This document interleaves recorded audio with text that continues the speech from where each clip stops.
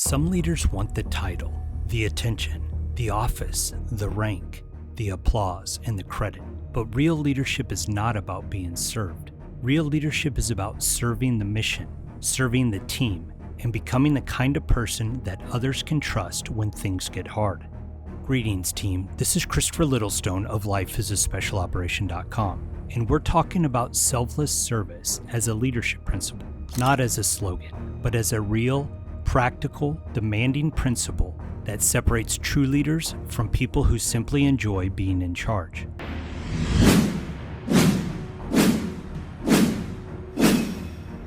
Some of you will notice that this video was published during Memorial Day weekend, and that was intentional. Memorial Day is when we pause to remember the men and women who made the greatest sacrifice in service to this country. They gave their lives, and because of that, it's worth asking a hard question. If others are willing to sacrifice everything, why are so many of us unwilling to sacrifice even a little? A little time, comfort, a little ego, sweat, a little effort, a little personal preference for the good of someone else. In this video, we are going to discuss why ego destroys leadership.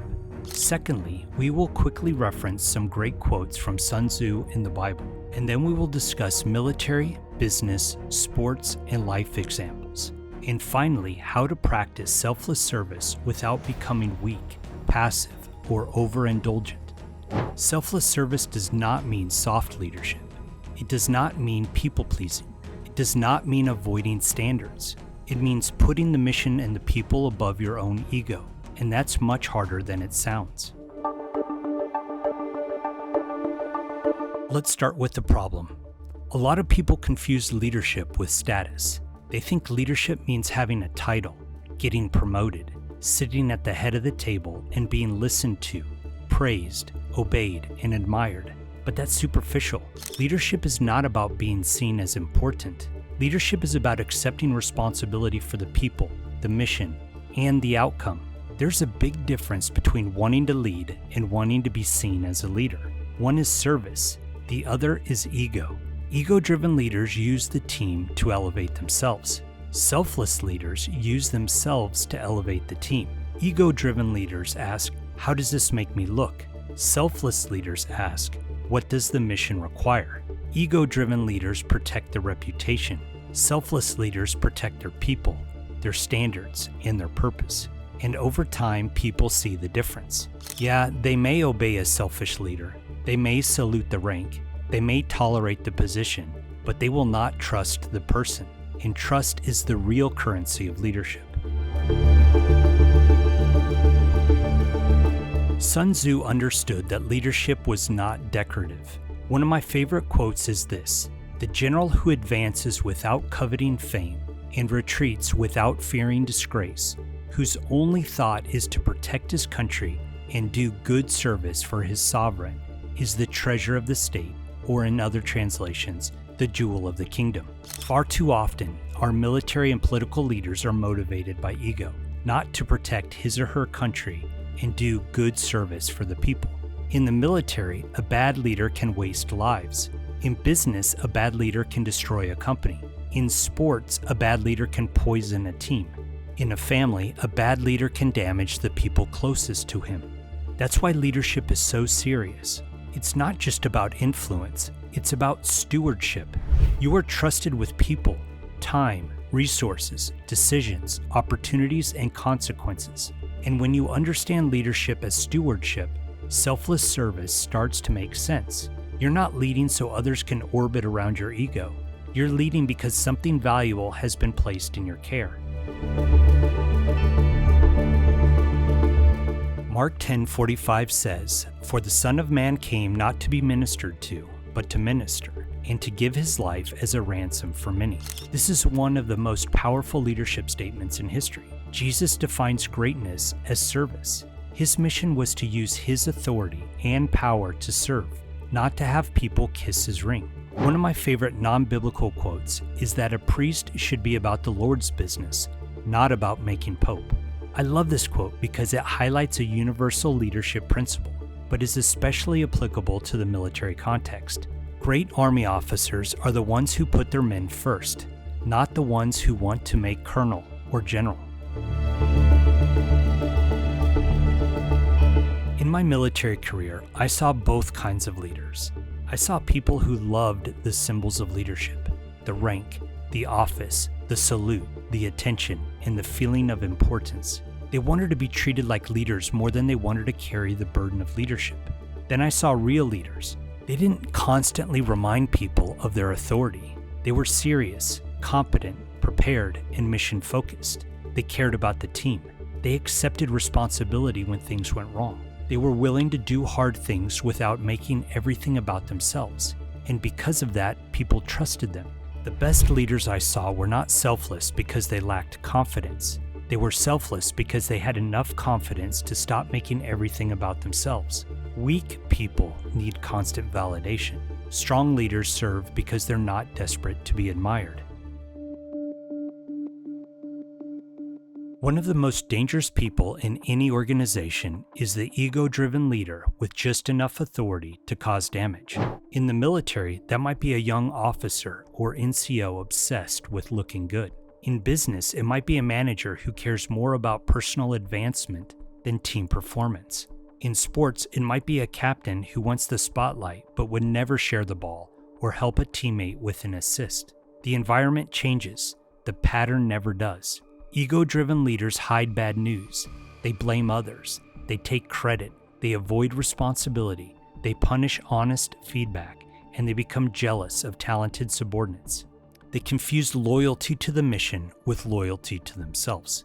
And eventually, people learn the real rules. Don't tell the truth. Don't take risk. Don't make the boss look bad. Don't outperform the wrong person. This is how organizations and nations become weak. Not all at once, slowly, quietly. Now let's deal with the opposite error. Some leaders hear selfless service and think it means indulgence. They think that serving people means removing hardship, avoiding discomfort, lowering standards, and keeping everyone happy. That's wrong. A leader who truly cares prepares people for reality, for the truth. In the military, that means standards, discipline, physical training, rehearsals, inspections, corrections, planning, and after-action reviews. Why? Because the enemy doesn't care about your feelings. Bad weather doesn't care about your feelings. A long ruck march doesn't care about your feelings. So a selfless leader doesn't spoil people. A selfless leader prepares people. This is true in business too. If you care about your team, you don't let them drift into incompetence. You train them.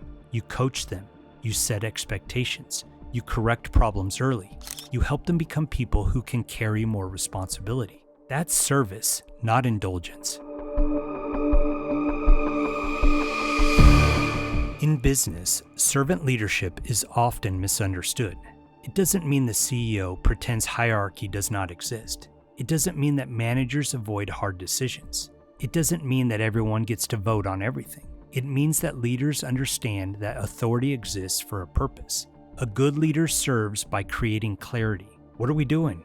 Why does it matter? Who's responsible? What does success look like? What are the priorities? What are the standards? A good leader serves by removing obstacles, developing people, protecting the mission, and keeping the organization focused. A selfish executive protects his image. A servant leader protects the mission. A selfish manager asks, how can I use these people to make myself look good? A servant leader asks, how can I help this team perform at a higher level? And sometimes the most selfless decisions are difficult. Servant leadership is not weakness, it's a responsibility. Sports makes this easy to understand. The selfish player wants the highlight reel. The selfless player wants the win. The selfish player asks, how do I look? The selfless player asks, what does the team need right now? Sometimes the team needs you to score. Sometimes the team needs you to pass, block, defend, hustle, communicate, or sacrifice your own statistics so that the team can win. Great teams are not built around everyone trying to be the star. They're built around people who know their role, do their job, and sacrifice for the win. That's leadership in sports. Here's something people often miss. One of the most selfless things that you can do as a leader is become excellent at your work. Preparation is service. Competence is service. If people depend on you, your laziness is not private. Your incompetence is not private. Your lack of preparation is not private. It affects everyone around you. In special operations, people don't just need you to care, they need you to be capable. Good intentions are not enough when things get hard. A leader who cares but cannot plan is still dangerous. A leader who cares but cannot make decisions is still dangerous. Selfless service is not just having a good heart, it's building yourself into someone useful. So how do you practice selfless service? Let me give 5 examples. Give credit down. When the team succeeds, give credit to the people who did the work. Don't hoard praise. Don't act like every success came from your brilliance. Strong leaders are not threatened by recognizing others. They build people up. Take responsibility up. When something goes wrong, take responsibility. As Jocko calls it, take extreme ownership. Do not immediately look for someone to blame. Ask yourself, what did I fail to clarify, train, inspect, resource, or lead? That question will make you better. Put the mission before your ego. Your ego wants credit, comfort, recognition, and control. Leadership requires a better question. What does the mission require? Sometimes the mission requires you to speak. Sometimes it requires you to listen. Sometimes it requires you to lead from the front. Yet sometimes it requires you to let someone else take the lead. The mission comes first, not your ego. Protect your people without spoiling them. Good leaders protect their people, but protection does not mean overindulgence. You protect people by preparing them, telling them the truth, and holding to standards. A leader who avoids all discomfort is not protecting the team. He's making it weaker. And serve the team by becoming better. Your personal development is not selfish when others depend on your performance. Read, train, study, practice, get in shape, learn your craft, improve your communication, planning, judgment, and emotional control. The better you become, the more useful you become. And usefulness is one of the highest forms of service. Here's a simple test. When you walk into a room, are you thinking mostly about yourself? How do I look? Do they respect me? Am I getting enough credit? Is my authority being recognized? Or are you thinking about the mission and the people? What needs to be done? Who needs help? What's unclear? What risks are we ignoring? What decisions need to be made? What can I do to make this team better? That difference tells you a lot. Ego makes leaders small. Service makes leaders useful. And useful leaders are the ones that people remember. I'll give you a personal example. The last video that I published before this was months ago, and it was announcing that I was giving away courses for free for a month. During that time, I gave away over $1 million worth of free courses, yet only 4% of those free students left a review. And in the 6 months that I wasn't able to publish a YouTube video, only 3 men out of millions of viewers and 380,000 subscribers reached out to say, "Hey Christopher, are you okay? You haven't posted in a while." Now I can make this about me. I can make it about my ego. I could complain that people consume free content, take free courses, and move on without even saying thank you. But that would miss the point, because selfless service is not selfless if it only works when people applaud. If you only serve when people praise you, thank you, review you, recognize you, or ask you how you're doing, then you're still serving your ego. Real service means that you work because the work matters.